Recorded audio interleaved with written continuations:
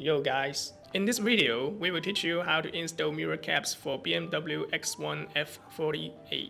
This is our new design replacement dry carbon fiber mirror caps. We will use this print tool to remove the original mirror caps so we can replace our new mirror caps. First of all, let's break a little gap in here and then print it off with our print tool.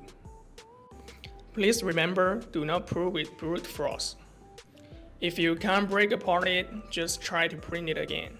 Just like this, the original mirror caps will be removed.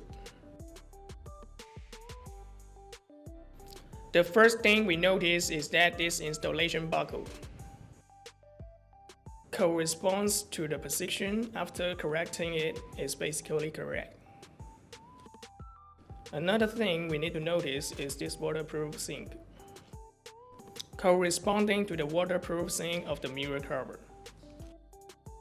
Firstly, we align the positioning buckle with a hole and fix it.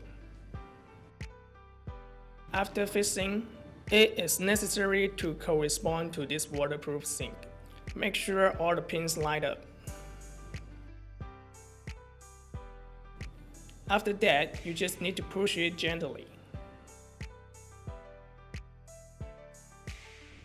That's all, it's done.